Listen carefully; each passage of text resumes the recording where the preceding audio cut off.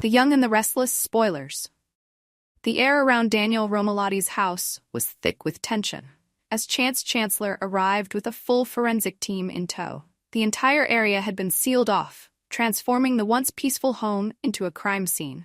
No one was allowed to enter or leave without authorization, and the sense of urgency among the investigators was palpable. Chance, experienced and level-headed as ever, couldn't shake a growing unease as he observed the gathering of evidence. Something about this case felt too convenient, too perfectly arranged. Every clue the team uncovered pointed squarely at Daniel as the prime suspect. Bloodstains, fibers, fingerprints, everything seemed to build a case against him, painting Daniel as a man who had murdered his own wife, Heather. But there was something missing, something that gnawed at the back of Chance's mind. There was no trace of Sharon Newman at the scene, no indication that she had ever been involved, even though some believed she had a hand in the crime. And yet, the only missing piece of the puzzle was a camera that had mysteriously vanished from the room. It was as though the footage had been deliberately taken to remove the final trace of Sharon's involvement. The evidence piles up against Daniel. Chance knew the evidence didn't lie, but it almost felt like someone had crafted this scene too perfectly. Every item collected only deepened Daniel's predicament. How could it all point to one man so conclusively? Daniel had no prior history of violence, and everyone who knew him believed he was incapable of such a crime. And yet, here they were, facing a mountain of damning evidence that said otherwise. Daniel's anxiety was evident from the start. The sheer thought of being accused of his wife's murder terrified him. He couldn't fathom how everything had gone so wrong, how the love of his life had ended up dead, and he had become the prime suspect. The case against him was building, and no matter how hard he tried to prove his innocence, the facts worked against him. The lack of evidence pointing to Sharon made it even worse. If there had been some way to tie Sharon to the scene, Daniel might have had a fighting chance. But the missing camera, the one piece of technology that could have exonerated him, or at least shifted suspicion, was gone.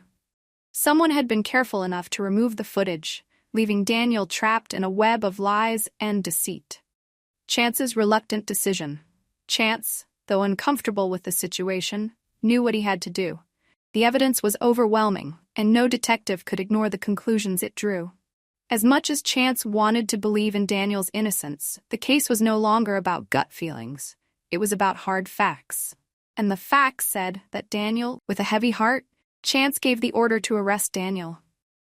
The weight of his decision pressed down on him, but there was no other choice. As the handcuffs snapped around Daniel's wrists, a wave of panic washed over the accused man. His voice trembled as he pleaded his case, insisting over and over that he hadn't killed Heather, that he would never harm her. But the evidence spoke louder than his words. Daniel's world had come crashing down, and there was nothing he could do to stop it. As he was taken away in the back of a police car, the realization hit him with full force. He was now a prisoner, and his fate rested in the hands of his attorney. All he could do was hope that someone, anyone, would find the truth and set him free. But with the odds stacked against him, how could that happen? The perfect trap, Sharon's masterful scheme. Sharon Newman had laid the perfect trap, and Daniel had walked right into it. From the outside, it looked like an open and shut case, a textbook murder with all the evidence neatly pointing to one man. But for those who knew the intricate details of Sharon's involvement, it was clear that she had orchestrated something much darker and more calculated. The question lingered. Was Sharon truly acting alone? Could she, on her own, have crafted such an airtight plan to frame Daniel? After all, Sharon had never been one to excel at covering her tracks this flawlessly in the past. It seemed unlikely that she had pulled off this perfect crime without some form of assistance. But if she wasn't acting alone, who was helping her, and why? There had to be another player in this game, someone operating behind the scenes, aiding Sharon in her quest to destroy Daniel. The manipulation of evidence, the disappearance of the camera footage, none of this could have happened without a well-coordinated effort. Yet for now, the identity of Sharon's possible accomplice remained shrouded in mystery. The trap was flawless, and Daniel was the perfect fall guy.